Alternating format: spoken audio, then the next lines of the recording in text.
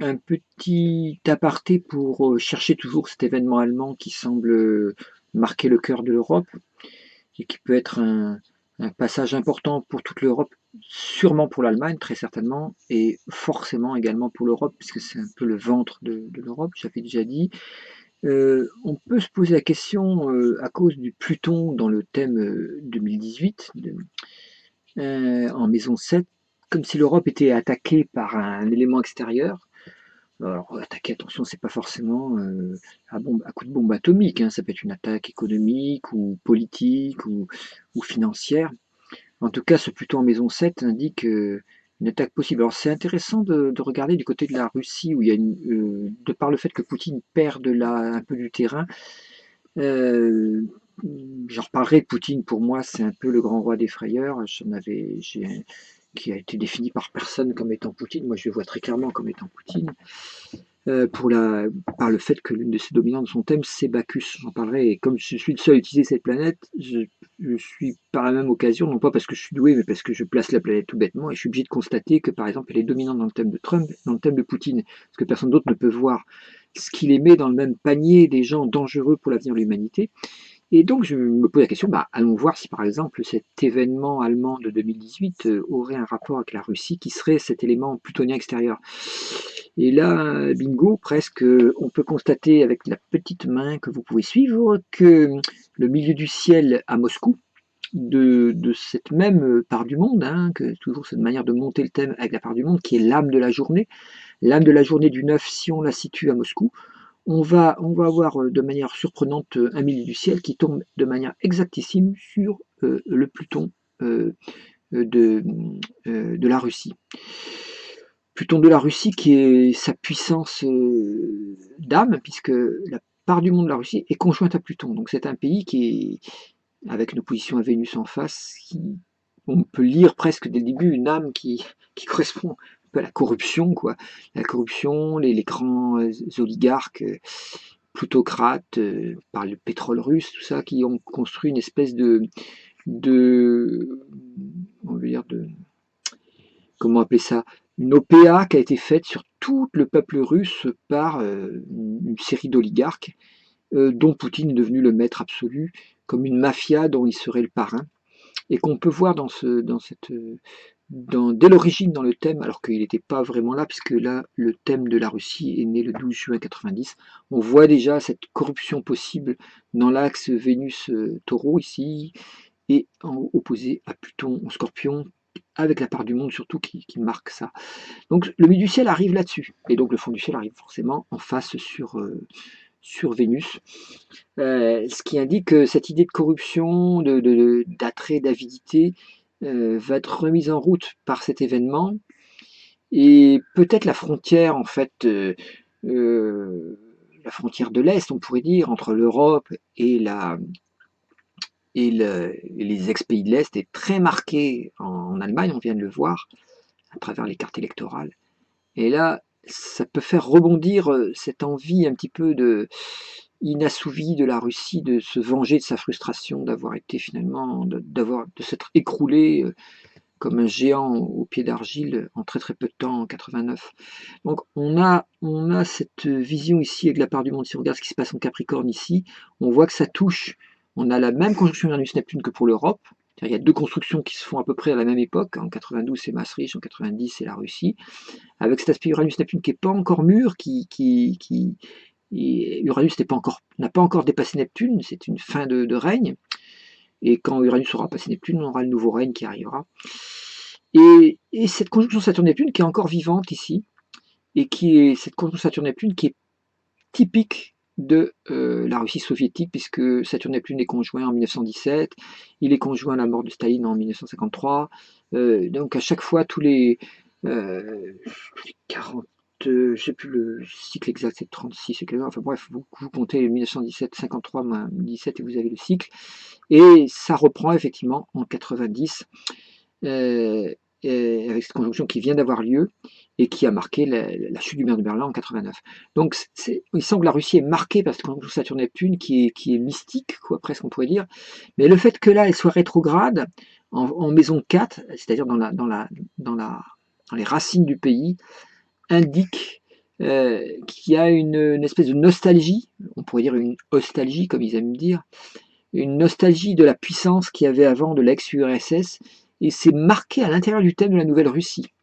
Elle cherche à retrouver cette puissance, mais cette rétrogradation de Saturne indique que ce pays a un grand rôle à jouer, effectivement, dans l'avènement de l'ère du Verseau, mais peut-être un rôle à l'envers, en tant que frein, en tant que faux objectif. Poutine a exactement les comportements qui consistent en fait à arrêter les évolutions des droits de l'homme, à arrêter les évolutions de l'universalité, de l'humanisme.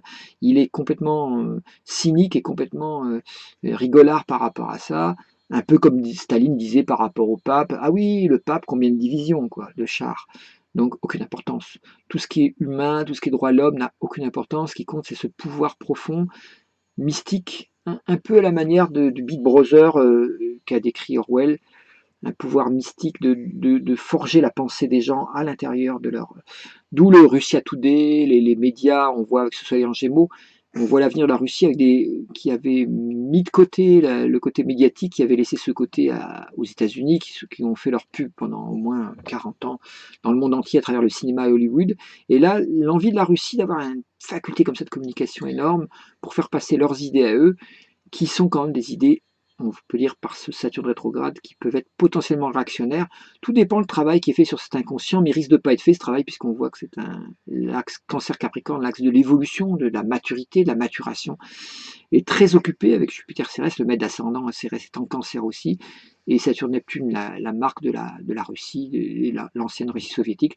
Tout ça est dans des signes interceptés, donc dans des signes où il y a très peu d'accès à la conscience, donc des forces inconscientes se manifestent à travers cet axe-là, ce qui dit rien de bon qui vaille sur l'évolution de ce pays, et ce qui explique que malgré les espoirs qu'ils portaient, enfin espoirs portés par les Américains de devenir à nouveau un nouveau marché géant, avec l'opposition Vénus-Pluton, on voit voilà, un profit, mais effectivement, il y a trop de fantômes, fantômes du KGB rôdés tellement que le maître du KGB, le grand roi des frayeurs, qui est Vladimir Poutine, est devenu finalement le chef de la Russie pour un bon bout de temps.